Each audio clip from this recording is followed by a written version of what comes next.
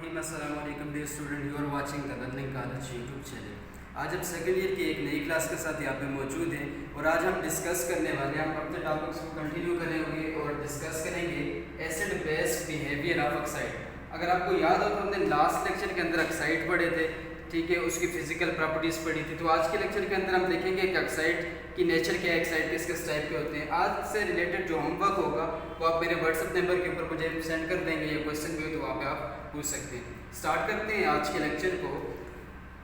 आज का जो टॉपिक है वो क्या है, acid base behaviour of oxide. अब सबसे पहले आपको पता होना चाहिए एसिड क्या है, बेस क्या है और ऑक्साइड क्या है। देखिए आपने पढ़ा है 9th क्लास में कि वो तमाम स्पीशीज या वो तमाम चीज़ें जो आपको वाटर के अंदर एक्वस सोल्यूशन के अंदर आपको क्या चीज़ दे, H पॉजिटिव आयन दे, आप सिंपली उसे क्या कहते हो कि ये एसिड है।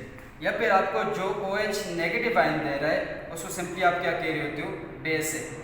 एसिड और बेस से रिलेटेड आपके तीन लॉज हैं, तीन कंसेप्ट है, अरेनियस कंसेप्ट है, ल्यूइस कंसेप्ट है, प्रासोडोरी कंसेप्ट है, वो आप सारे पढ़ लेंगे तो आपको बाकी भी सारे क्लियर हो जाएंगे एसिड बेस के केस में। फिर आगे आ जाए ऑक्साइड क्या होते हैं, तो हमने बात की थी ऑक्साइड होते हैं binary compound of oxygen with other element. मतलब बाइनरी का मतलब तो दो हो गया, एक ऑक्सीजन होगा, इसके अलावा कोई और एक एलिमेंट होगा, तो इसको मिला के क्या बनेगी, ऑक्साइड बनेगा। अब ऑक्साइड्स कितने टाइप्स के होते हैं इसको चेक कर लेते हैं। ऑक्साइड बेसिकली जो है वो तीन टाइप्स के होते हैं। ऑक्साइड एक हमने बेसिक ऑक्साइड कहते हैं, दूसरे को हम एम्फोटेरिक ऑक्साइड, तीसरा एसिडिक ऑक्साइड। अब जो बेसिक ऑक्साइड है याद रखना है, क्योंकि आप पीरियोडिक टेबल में हम बात कर रहे हैं तो पीरियोडिक टेबल के अंदर जितने भी मेटल्स हैं वो कौन से ऑक्साइड बना रहे होते हैं, बेसिक ऑक्साइड। सवाई चांद देख के जिस तरह बेरिलियम हो गया वो मेटल है, वो बेसिक ऑक्साइड नहीं बनाएगा, वो अलग उसकी बात है। बेसिक ऑक्साइड मोस्टली वो बनाएंगे जो मेटल्स होंगे। इसी तरह अगर आप बात करो एम्फोटेरिक की, तो एम्फोटेरिक क्या होते हैं कि जो बोथ एसिड प्लस बेस के साथ रिएक्ट करते हो, ठीक है। इसी तरह एसिडिक ऑक्साइड है, तीसरी टाइप है। और एक एसिडिक ऑक्साइड कौन से बनाएंगे, मोस्टली ये होता है कि नॉन मेटल्स के जो ऑक्साइड्स होते हैं वो क्या होते हैं, एसिडिक होते हैं। अब मेटल्स क्या होते हैं, मेटल्स का आपको पता होना चाहिए कि मेटल्स वो होते हैं जो इलेक्ट्रॉन्स को आसानी के साथ लॉस कर सकते हो, और उसकी वजह ये होती है कि इनके atomic size as compare to non metal ज़्यादा होता है, जिसकी वजह से न्यूक्लियस का होल्ड लास्ट शेल के ऊपर क्या होते हैं, कम होते हैं, तो वहाँ से इलेक्ट्रॉन्स रिमूव किए जा सकते हैं।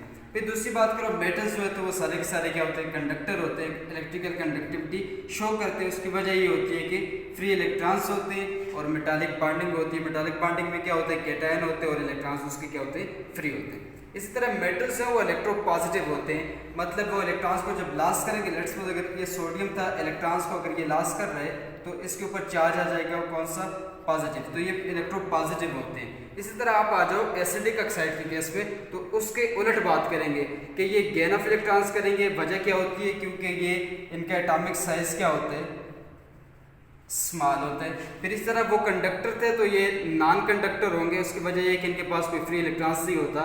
तीसरी बात जो है वो इलेक्ट्रोनेगेटिविटी है कि नॉन मेटल्स जो होते हैं वो इलेक्ट्रोनेगेटिव होते हैं साइज स्मॉल होने की वजह से, ठीक हो गया। ये दोनों के दरमियान सिंपली डिफरेंस आपको पता होना चाहिए। फिर याद रखना है जब एसिड और बेस आपस में मिलते हैं तो मिलके क्या बनाते हैं, साल्ट बनाते हैं, एसिड और बेस, ठीक है। ये याद रखना है जब एसिड प्लस बेस आपस में मिलेंगे तो ये क्या प्रोडक्ट बनाएंगे, साल्ट बनाएंगे और साथ में वाटर बनाएंगे। एम्फोटेरिक क्या होता है, एम्फोटेरिक होते हैं इन दोनों के दरमियान वाला, मतलब वो ना एसिडिक ना बेसिक, बल्कि वो दोनों की तरह एक्ट करते हैं। पास टाइम वो बेसिक एक्ट करते हैं, पास टाइम वो एसिडिक एक्ट करते हैं। बात करेंगे किस तरह वो बेसिक और एसिडिक एक्ट करते हैं। सबसे पहले हम लेके चलते हैं बेसिक ऑक्साइड को कि बेसिक ऑक्साइड्स क्या होते हैं। तो सबसे पहले डिफाइन कर लेते हैं बेसिक ऑक्साइड क्या होते हैं। Oxide which react with water and form base, मतलब वो वाले तमाम ऑक्साइड्स जो पानी के साथ अगर रिएक्शन करें और रिएक्ट करके आपको बेस दे रहे हैं या वो हाइड्रोक्सिल आयन दे रहे हैं, तो इसका मतलब क्या है, वो बेसिक ऑक्साइड्स होंगे। और मोस्टली क्या आपको बता दिया कि बेसिक ऑक्साइड्स वो होंगे जो क्या होते हैं, मेटल्स होते हैं। मेटल के ऑक्साइड मोस्टली क्या होंगे, बेसिक। मैंने एग्जांपल यहाँ पे लिख ली है कि Na2O, ये सोडियम का ऑक्साइड, मैग्नीशियम का ऑक्साइड, ये दोनों क्या है, ये आपके पास आगे बेसिक ऑक्साइड। ये जब रिएक्शन करेंगे वाटर के साथ तो रिजल्ट में आपको एक बेस दे रहे होते हैं, इसलिए ये बेसिक ऑक्साइड। एक रिएक्शन चेक कर ले सिंपली, फिर बाकी डायरेक्ट हम बात करेंगे। देखिए सोडियम ऑक्साइड अगर वैल्यू, सोडियम ऑक्साइड का अगर रिएक्शन करवा हुआ तो सोडियम ऑक्साइड अगर आप बात कर रहे हो तो हमने कहा मेटल लॉस ऑफ इलेक्ट्रॉन कर रहे होते हैं, non metal gain of electron कर रहे होते हैं। इन दोनों के दरमियान कौन सा बॉन्ड मौजूद है?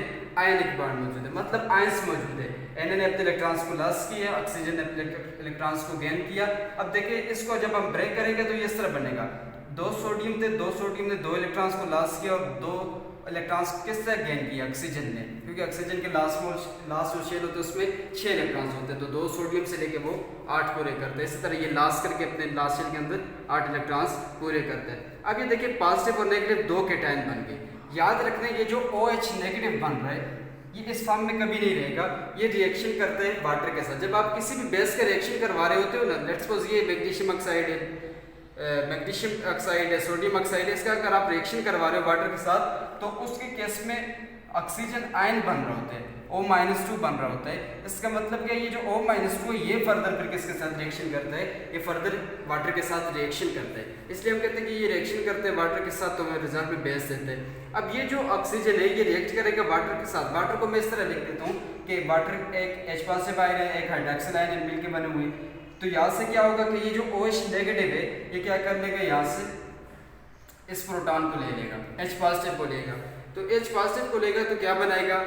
OH नेगेटिव बना लेगा, ठीक है। इसके ऊपर माइनस चार्ज है, ऑक्सीडेशन स्टेट कैंसिल हो जाएगी, OH-1 बन जाएगा।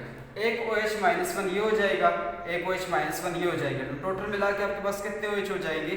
2 OH- आपके पास आ जाएंगे। अगर आप इस रिएक्शन को मैं सम अप करूँ, दोनों रिएक्शन जो मैंने लिखी है इसको सम अप करूँ तो ये इंटरमीडिएट है, ये क्या हो जाएगा? यहाँ पे आपके पास कैंसिल हो जाएगा। अब लिखो यहाँ पे क्या बचा? सोडियम ऑक्साइड, सोडियम ऑक्साइड को आप नीचे लिखो Na2O प्लस ये वाटर है, इसको वाटर की फॉर्म में लिख लो इस तरह, H2O गिव्स अस क्या चीज़?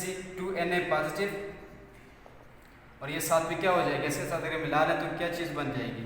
OH नेगेटिव, ठीक है। मतलब 2 पॉजिटिव 2 OH नेगेटिव आपस में मेरे आपके पास रिजल्ट में क्या चीज़ बनी? बेस बनी। इसलिए हम कहते होते हैं कि बेस जो मेटल के ऑक्साइड है जब वो वाटर के साथ रिएक्ट करेंगे रिजल्ट में आपको क्या बना के देंगे? बेस बना के देंगे, इसलिए ये क्या होंगे? बेसिक ऑक्साइड होंगे। सिमिलरली इसी तरह मैग्नीशियम जो है ये वाटर के साथ स्लाइटली सॉल्युबल है, इतना ज़्यादा सॉल्युबल नहीं है, कम सॉल्युबल है, तो इसका रिएक्शन रिवर्सिबल होता है। जब इसके वाटर के साथ रिएक्शन करवाते हैं तो हमें जो प्रोडक्ट मिल रहा होता है, प्रोडक्ट में क्या मिल रहा है? हाइड्रोक्सिल आयन मिल रहे होते हैं, ये हाइड्रोक्सिल आयन मिल रहे होते हैं, इसका मतलब ये क्या है? ये बेस है। मैग्नीशियम ऑक्साइड को अगर आप एसिड के साथ रिएक्ट करवाओ तो रिजल्ट में मैग्नीशियम के साथ ये एक साल्ट बन जाएगा, साथ में वाटर, ठीक है। बेस के एसिड के साथ रिएक्ट किया, रिजल्ट में क्या बना? साल्ट और वाटर। तो ये आपके पास बेसिक ऑक्साइड आ गए। मेटल्स के जितने भी ऑक्साइड है बाकी भी ये, लेकिन यहाँ पे यही बात करेंगे कि दोबारा सुन लें कि अगर वाटर के साथ रिएक्ट करेंगे मेटल्स के ऑक्साइड तो रिजल्ट में आपको बेस बना के दे रहे होते हैं, जिसकी वजह से ये सारे के सारे क्या होते हैं? Basic oxide. दूसरी हम बात करेंगे एसिडिक ऑक्साइड की। एसिडिक ऑक्साइड कौन से होंगे उसकी डेफिनेशन हम कर लेते हैं कि which give acid on reaction with water. जब इन एसिडिक ऑक्साइड्स का रिएक्शन करवाया जाएगा किसके साथ? पानी के साथ, तो रिजल्ट में आपके पास एसिड बनेगा। जब एसिड बन रहे तो इसलिए हम इसे बोलते होते हैं एसिडिक ऑक्साइड। सेम इस तरह देखिए मैंने एक एसिड ले लिया, आपके पास एसिड क्या है? SO3 आपके पास एसिड है, उसका वाटर के साथ रिएक्शन करवाया, सल्फ्यूरिक एसिड आपके पास बन गया। तो इसका मतलब है ये प्रोडक्ट में हमारे पास एक एसिड बना रहे हैं, इसलिए ये कौन सा ऑक्साइड हो जाएगा? एसिडिक ऑक्साइड हो जाएगा। सिमिलरली अगर आप रिएक्शन करवाओ सिलिकॉन डाइऑक्साइड का तो ये भी रिजल्ट में हमें क्या देगा? सिलिकेट देगा, ठीक है। ये भी एसिडिक ऑक्साइड। NO2 है, इसका रिएक्शन करवाओ वाटर के साथ, ये भी आपको प्रोडक्ट में क्या देगा? HNO2 देगा, HNO3 देगा, ये 2 एसिड दे रहे हैं आपके पास। तो ये ऑन रिएक्शन विद वाटर जो है ये आपको क्या देंगे? एसिड दे रहे होते हैं, तो इसलिए ये क्या हो जाएंगे? एसिडिक ऑक्साइड हो जाएंगे। और एसिड और बेस अब ये बेसिक की बात की थी, तो बेसिक के लिए हमने वर्ड कहा था कि जितने भी मेटल्स के, ठीक है। तो इसके केस में आप क्या करोगे? लिख लोगे नॉन मेटल्स के ऑक्साइड जो वो सारे के सारे क्या हो जाएंगे? वो एसिडिक नेचर रखने वाले होते हैं। फिर इस तरह बात करो एम्फोटेरिक की, तो एम्फोटेरिक क्या होता है? देखिए एम्फोटेरिक को पहले हम डिफाइन कर रहे हैं, which act both acid and base, वो दोनों तरह से रिएक्ट कर सकता है। मतलब अगर आप उसका रिएक्शन एम्फोटेरिक कैसे ऑक्साइड होते हैं, अगर उसका आप रिएक्शन एसिड के साथ करवा रहे हो तो वहाँ पे वो बेस एक्ट करेगा, या मैं बेस के साथ करवा रहे हो वहाँ पे वो एसिड एक्ट करेगा। दोनों के लिहाज से मैंने लिखी आपके पास जो एम्फोटेरिक है ये आपके पास आ गया Al2O3, इसका ऑक्साइड जो एल्युमिनियम ऑक्साइड जो है ये आपके पास एम्फोटेरिक आ गया। जब इसका रिएक्शन करवाओ एसिड के साथ तो रिजल्ट में एक साल्ट बनेगा, साथ में वाटर। अब यहाँ पे क्या है, ये एसिड है, ये एसिड है तो इसके साथ रिएक्ट करेगा किस तरह, यहाँ पे रिएक्ट करेंगे एज अ बेस रिएक्ट कर रहे होते हैं। अगर इसी तरह अगर आप इसी एल्युमिनियम ऑक्साइड के किसी बेस के साथ रिएक्शन करवाओ तो वहाँ पे क्या ये बेस होगी और उसके ऊपर जो फिर क्या काम करेगा, वहाँ पे एसिड का काम करेगा। मतलब ये दोनों तरह से एक्ट कर सकते हैं, एज एसिड भी और एज ए बेस भी। रिजल्ट में बेस के साथ जब रिएक्शन करवाए तो सोडियम एल्यूमिनेट बनेगा आपके पास, ठीक है, एक ये चीज़ बन जाएगी। इस तरह सोडियम क्लोराइड बन जाएगा, साल्ट बन जाएंगे दोनों। अब ये बेसिक ये याद रखना, एम्फोटेरिक ऑक्साइड जितने भी होंगे वो क्या होंगे, एसिड और बेस के साथ दोनों के साथ रिएक्शन कर सकते हैं और आपको रिजल्ट में प्रोडक्ट बना के देंगे। एसिडिक ऑक्साइड देखें, एसिडिक ऑक्साइड में कुछ रिएक्शंस और भी है।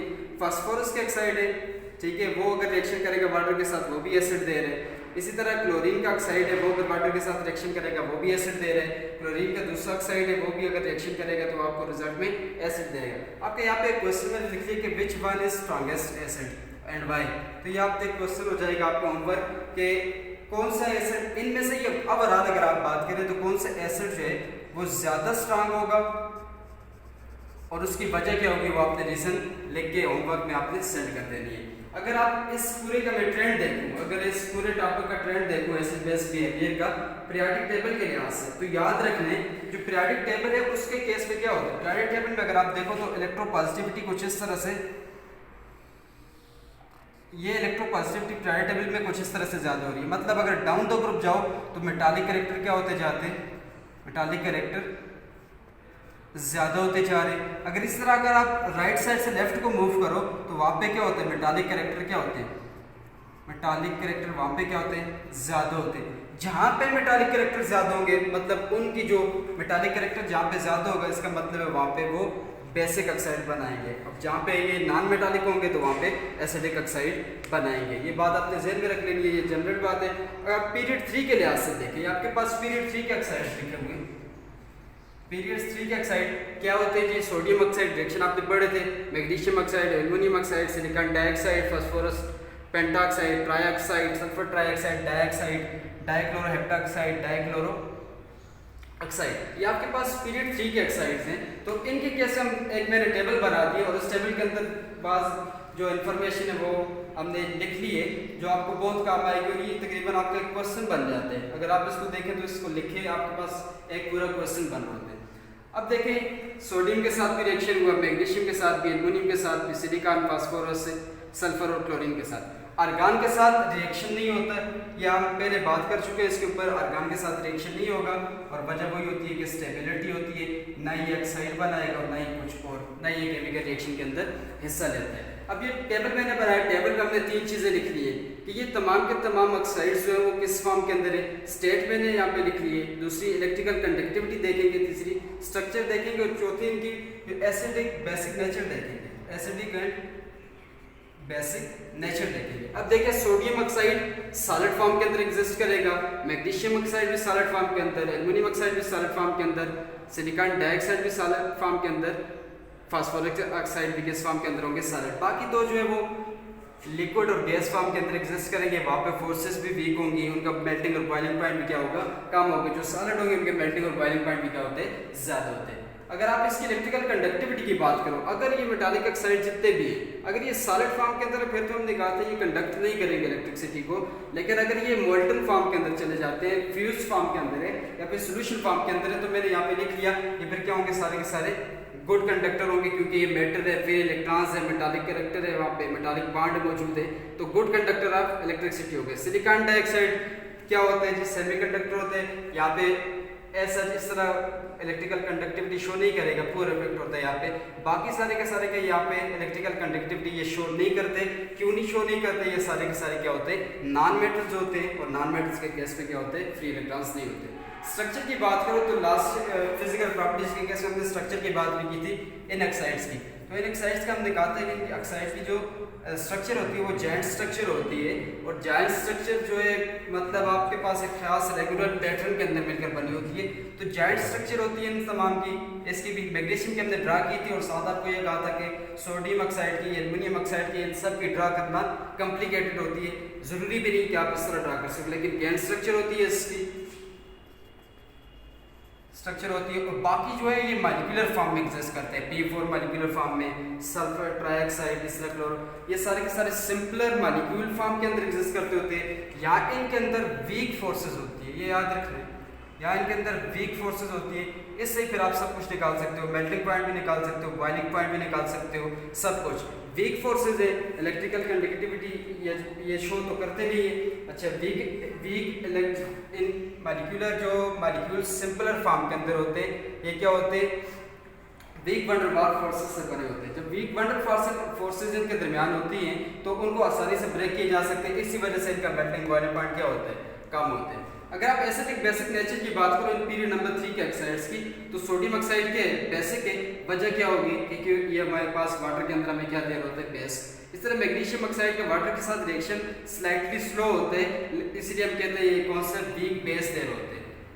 Al2O3 एल्युमिनियम का ऑक्साइड इनपुट दे रहे हैं, क्योंकि ये बोथ एक्ट कर रहे होते हैं, एसिड भी बेस भी दोनों एक्ट कर रहे होते हैं। सिलिकॉन डाइऑक्साइड एसिडिक है, नॉन मेटल है, फास्फोरस एसिडिक हो जाएगा, ये सारे के सारे क्या हो जाएंगे, एसिडिक हो जाएंगे। बात की जा सकेगी कि नॉन मेटालिक और नॉन मेटालिक का जो करेक्टर होगा वो क्या होगा, एसिडिक होगा। तो आपका होमवर्क ये है कि आपने जस्ट ये सर्च करना है कि which one is strongest acid. ये 3 तो लिखे हुए हैं, बाकी सारे जितने भी एसिड हैं उनमें आपने देखना है कि सबसे ज़्यादा स्ट्रॉन्ग एसिड कौन सा है और उसकी वजह क्या है, और फिर ये वजह लिख के मुझे आप मेरे व्हाट्सएप नंबर के ऊपर सेंड कर देंगे। इस तरह वीडियोज़ को देखते रहें। शुक्रिया।